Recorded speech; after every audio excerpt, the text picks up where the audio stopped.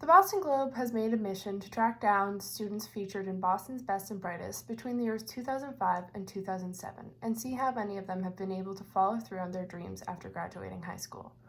Of the 113 featured, the Globe was able to track down 93. From the original 113, 38 were immigrants and 8 out of 10 were students of color.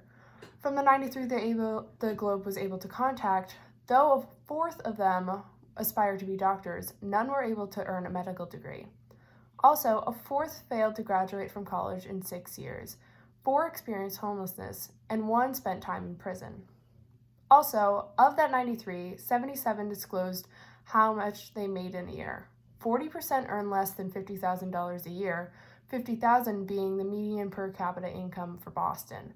For comparison, 35% of suburban valedictorians make over $100,000 a year, whereas only 14% of Boston valedictorians make over $100,000 a year.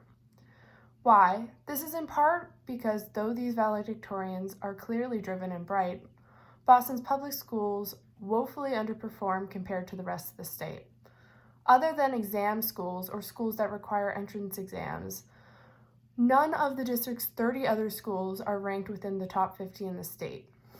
This leads to even the brightest students feeling out of their depth within the rigorous academic universities that they are accepted into.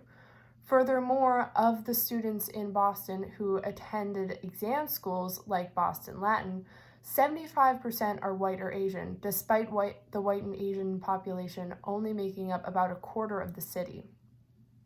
The result is pseudo-segregation. White students are given another advantage in college where Black and Latino kids are not. The city does not offer the same opportunities to people from across racial divides, in part leading to the city's valedictorians, the majority of whom are people of color, not feeling prepared for collegiate life.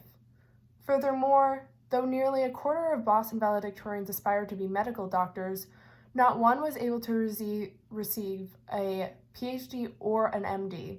Comparatively, of the valedictorians from the suburbs, 12% went on to become doctors.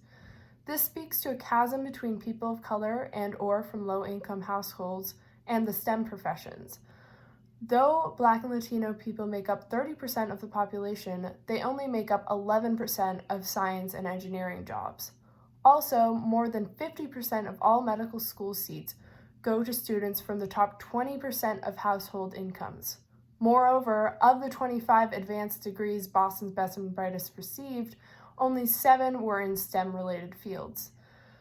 This speaks to Boston Public Schools' performance in STEM. As of 2017, 53% of Boston Public Schools scored proficient or higher on the MCAS, compared to the state's average of 74%.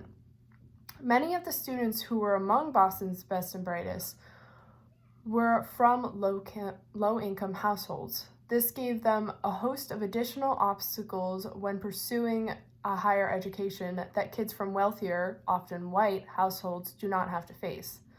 The obstacles faced by Boston's Best and Brightest speaks to the growing lack of class mobility in this country. Even the brightest students have difficulty surmounting the hurdles that those of a higher income bracket or a different skin color don't even need to think about. In many ways, the country has failed Boston Best and Brightest.